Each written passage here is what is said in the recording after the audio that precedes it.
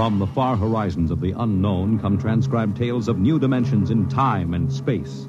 These are stories of the future, adventures in which you'll live in 1,000,000 could-be years on 1,000 maybe worlds. The National Broadcasting Company, in cooperation with Street and Smith, publishers of astounding science fiction, presents X minus 1.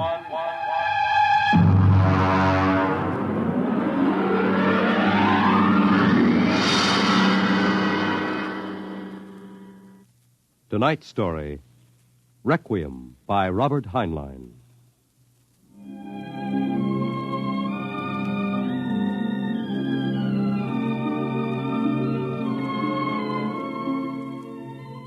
On a high hill in Samoa, there is a grave.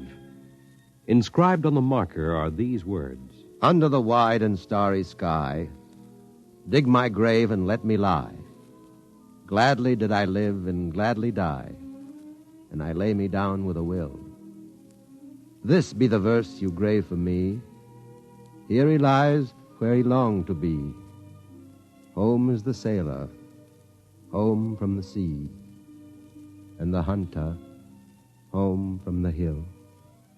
These lines appear another place, scrawled on a shipping tag from a compressed air container, and pinned to the ground with a knife. It wasn't much of a fair, as fairs go. The trotting races wouldn't be held till 8 o'clock at night. The flags and bunting drooped in the gray afternoon, and the pitchmen seemed discouraged. A large black limousine stood at the side of the road, 32 cylinders purring quietly. And over the dust and the clatter of the fair, a bullhorn blasted the highest pitch. Hurry, hurry, hurry, this way to the moon rocket, the moon rocket. See it fly, the actual type rocket used by the first man to see it fly. Chills, thrills, the romance of space. You can ride in it for only $25. Hurry, hurry, hurry. Hey, Charlie, have you got that feed tube patched? I welded it. Good for maybe an hour. What a crowd. They wouldn't risk a nickel to see the sun blow up. Oh, Captain, excuse me, Yeah? Captain. Oh, yes, sir. 50 cents to inspect the rocket. One? Could you take a passenger this trip? You mean you want to go up? $25. That's right. Yes, sir, right away. Charlie, take the pitch. Step this way, sir. Look out for the feed lines. Oh, yes, I see them. Hey, Doc. Passenger for a checkup. Okay, Mac. Well, is this necessary? Regulations. Take off your coat, open your shirt, roll up your right sleeve. All right. How are things, Mac? Slow. We're not drawing as much as the cooch tent. It'll pick up tonight with the trotters. I'm ready, Doctor. All right, give me your arm. All right, breathe in. Breathe. Breathe.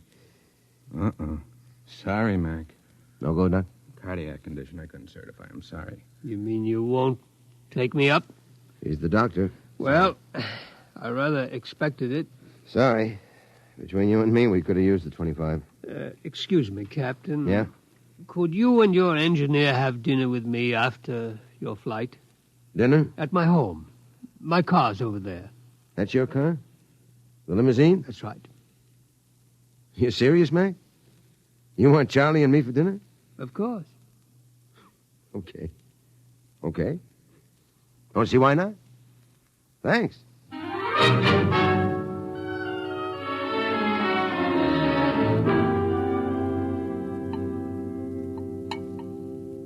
Charlie, you had enough. Lay off, Mac. Oh, that's perfectly all right, Captain McIntyre. Cigar? Thanks. Light? Well, thanks. Yes, it's hard for me to see why any holder of a master's ticket would quit the Earth-Moon run. I didn't like it. Yeah, don't hand us that. It was Rule G washed you out. All right, so I took a few drinks. Tell me, gentlemen, are you satisfied with what you're doing now? Are you kidding? We've been pushing the old junk heap for a year. Half the time, the sheriff has an attachment on the ship for a fuel bill. It stinks. Would it help you to get back to the moon? Well, sure. I could get a short-haul job hopping ore. I kept my nose clean. I might even get back on the run. Would you be open to a business proposition? What is it? You own your own rocket? Barring a couple of liens against it. I want to charter her to take me to the moon. You hear what he said, Mac? He wants us to fly that old heap to the moon. He can't do it. The old boat's worn out. We're Why don't you charter a regular company ship? Oh, no, I can't do that. The company charter comes up before a congressional committee this year. They have to follow the regulations. You can't pass the physical. Now, if you can afford to hire us, why don't you bribe a couple of company medics? It's been done before. I know, but not for me. I'm D. Harriman. Harriman? You own the company. Hey, what are you giving us? I own a large percentage of the company, but the other directors won't permit me to jeopardize the franchise. You tie that, Mac. A guy with half the money in the world, and he's up a creek. Shut up, Charlie. Why do you want to go to the moon so bad, Mr. Harriman? Well, it's the one thing I've really wanted to do all my life. I'm maybe 50 years older than you. When I was a kid, nobody believed we'd really reach the moon. You've seen rockets all your lives. When I was a boy, they laughed at the idea, but I believed. I wanted the moon then. I used to stand in the backyard and stare at it.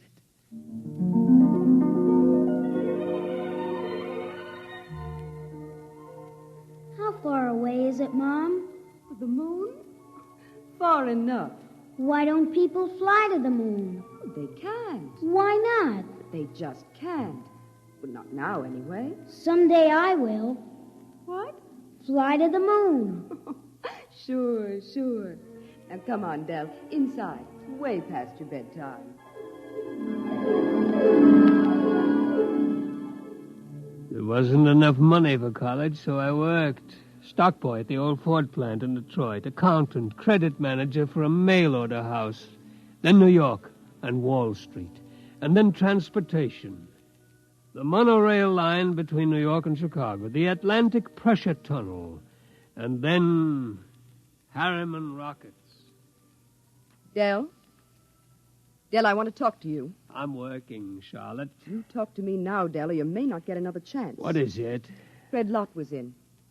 You've sold out again. I run the business, Charlotte. Del, I'm fed up with it. Up to here. I married you because I love you. I still love you, but I'm fed up. Now, what is it, Charlotte? We're not young anymore. Fred tells me you've bought into a bankrupt engineering firm. Sunk every nickel in it. Well, they own the Schwarzmiller fuel injector patents. I need them. How many times do we have to start over? I'm tired. I'm not asking for millions. Just a little life for the two of us. I didn't know about the divorce for a month. I lost the papers under a stack of blueprints and stock prospectus. That night I walked through the park, watching the full moon move across the sky. My old friend. I could recognize the wrinkles. Requiem, Mare fecundatus, Mare twinkulatus, the lunar Apennines.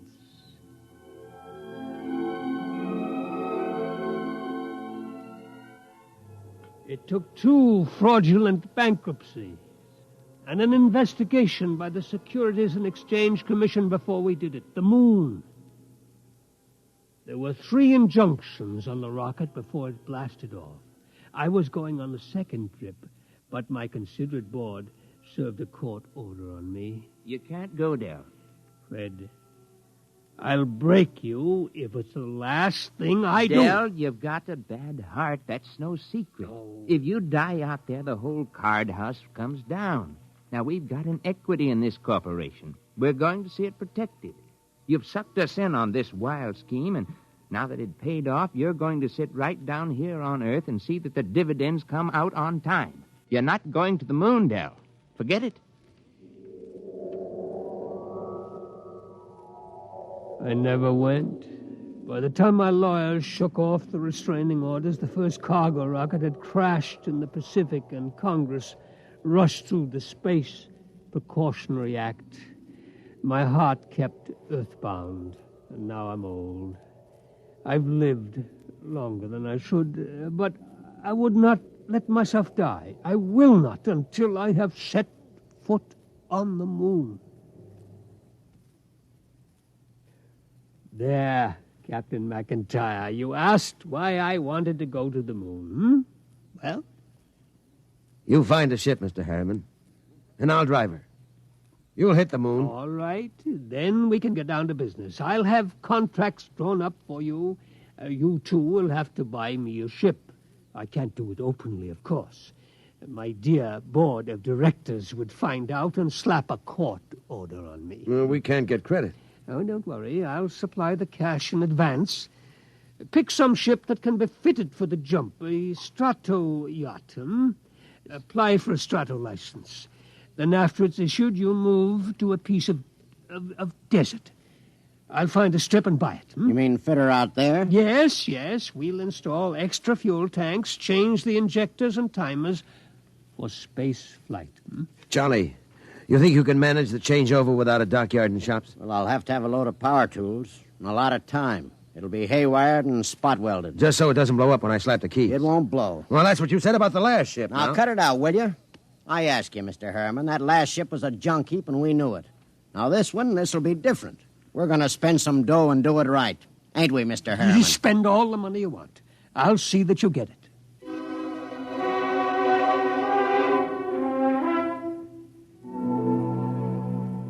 $132 shares of Apex Holding at 60% of par. Check. 52 preferred of Spaceways Fuel, 50% off par. Check. That's the list. Oh, Mr. Harriman, there's a process server outside. Yeah? What is it? I don't know, sir, but I think it's a subpoena. Oh, I was expecting that. Ashley, get Mr. Kamens on the phone. I think it's time for my lawyer.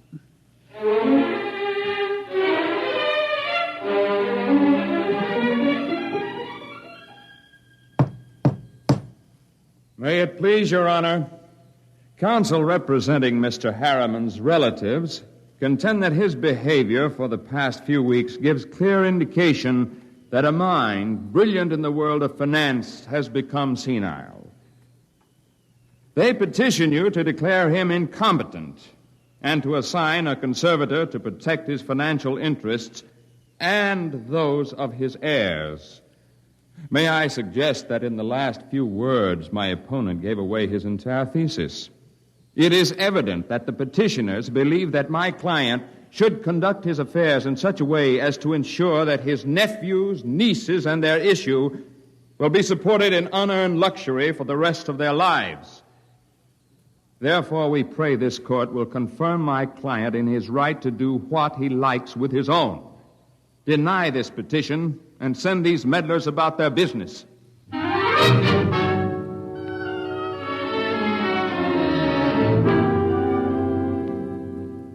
Well, Kamens, It could go either way. He might rule against me? He might. We'll know tomorrow.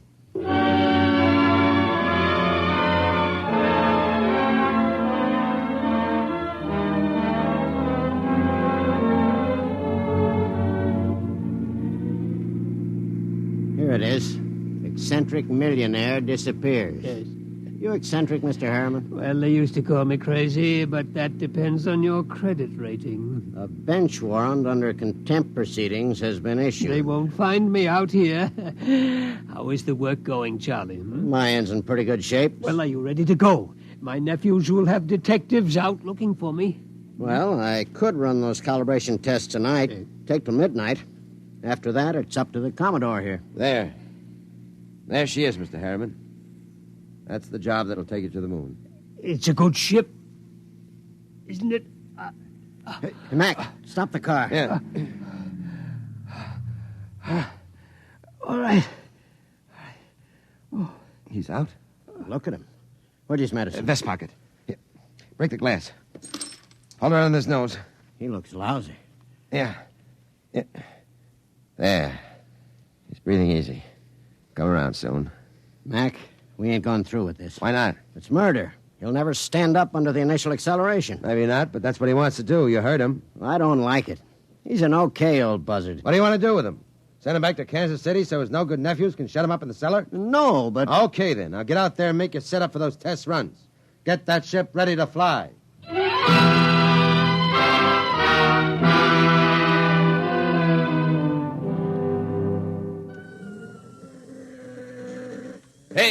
Hey, you. Me? How many other people are there out in this desert? What can I do for you? You James McIntyre? Hey, Mac. What's the matter, Charlie? You McIntyre? Yeah. I'm the deputy federal marshal in this district. I got a warrant for your arrest. What charge? Conspiracy to violate the Space Precautionary Act. I suppose you're Charles Schwartz. I got one for you, too. Thanks. And a man named Harriman. Got a court order to put seals on your spaceship. We haven't got any spaceship. What's that, a kiddie car? Strato yacht. Yeah?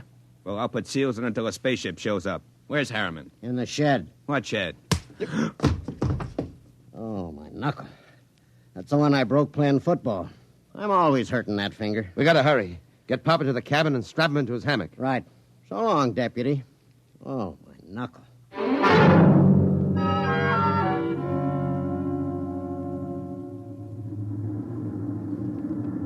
She's warm, Charlie.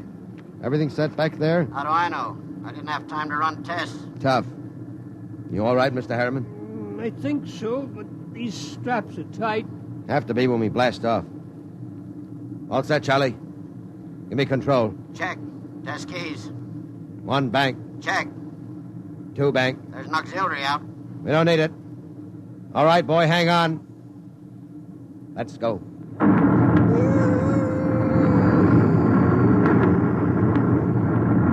How are you, Pop? I'm doing fine. Couldn't be better. You better stay in your hammock. I'll loosen the straps a little.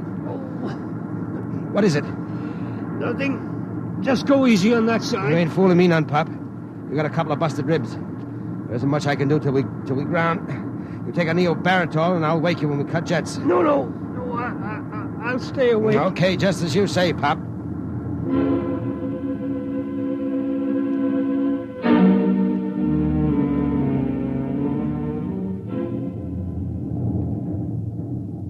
She's on automatic, Charlie. How are the tubes holding up? Fine, tight as a drum. She handles nice. How's Pop? Alive. But he's in bad shape. How bad? Cracked a couple of ribs in the takeoff. I don't know what else. You think he'll last the trip? His heart was pounding like an off-time valve. Well, he'll last. He's tough. Tough. He's delicate as a canary. I don't mean that. He's tough down inside where it counts. Just the same, you better set her down awful easy if you want him alive. I'll make a full swing around the moon and ease her in an involute approach curve. It'll go fine if we got enough fuel.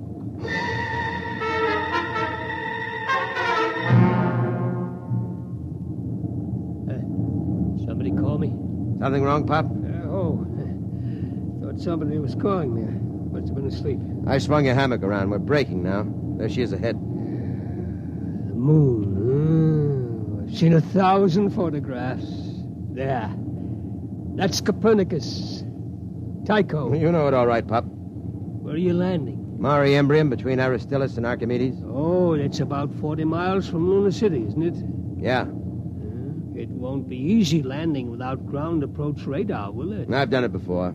Not without a second pilot to punch the satimeter. You ought to have a mate's ticket, Pop.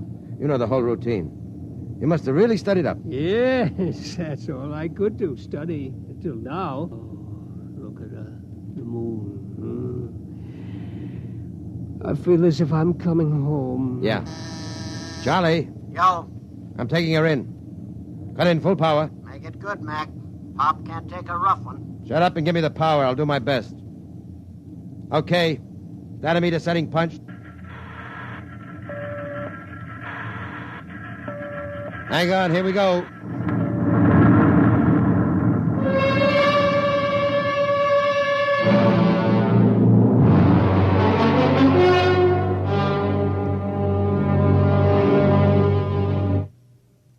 That was a lousy landing, Mac. Dynamite drift. How's our passenger? Quiet. Now look. I wouldn't make any bets. That landing stunk. Will you shut up? I did my best. Hey, Pop. He's alive. There's blood in his mouth. He's trying to say something. Take it easy, Pop. We're down. Oh, where? Take it easy. Vacuum suits. Where are they? Steady, Pop. You can't go out there yet. We got to give you some first aid. Give me that suit. What do you think, Mac? Might as well. Get the suit out of the locker. There, we'll use the big one. Be more comfortable. Okay. Hurry. Okay, Pop. Easy now. Hurry. All right, pull it up. Seal these zippers, Charlie. Take it easy. All right. The helmet. Air diaphragm set. Check. Air valve. Set. Lift it on him. Don't hit him. There. All right. Come on, Charlie. Get into your suit, and we'll carry him out the back.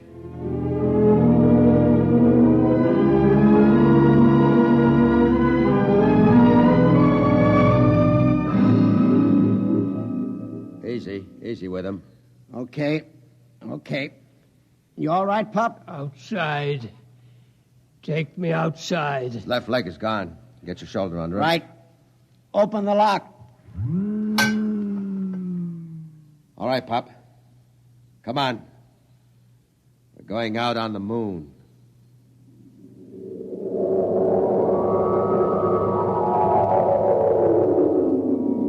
The moon. All right. I'm going to leave you out here to look around while we get ready for the hike to town.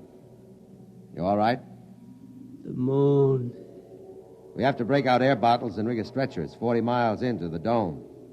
Charlie, prop something behind his head. Okay. You comfortable, Pop? We'll be back soon.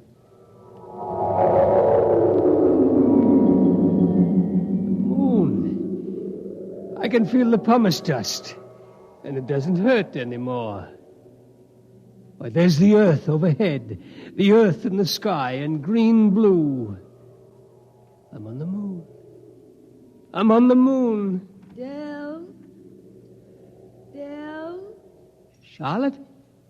I thought I heard somebody call my name. Yeah, I'm getting old. My mind wanders. Del? Charlotte. Del? That is you, isn't it? I made it, Charlotte. I'm on the moon. You didn't understand. You were afraid I wouldn't take care of myself. But I made it. I'm on the moon. Del? I'm on the moon.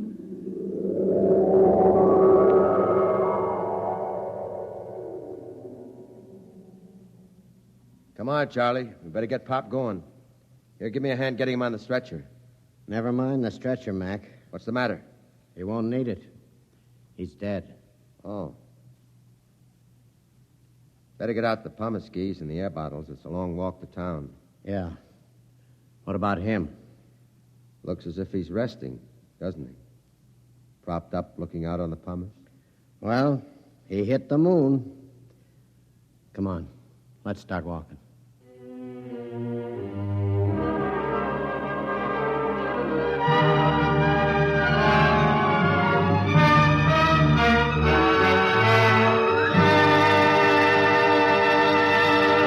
You have just heard X-1, presented by the National Broadcasting Company in cooperation with Street and Smith, publishers of astounding science fiction.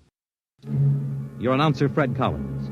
X-1 was an NBC Radio Network production.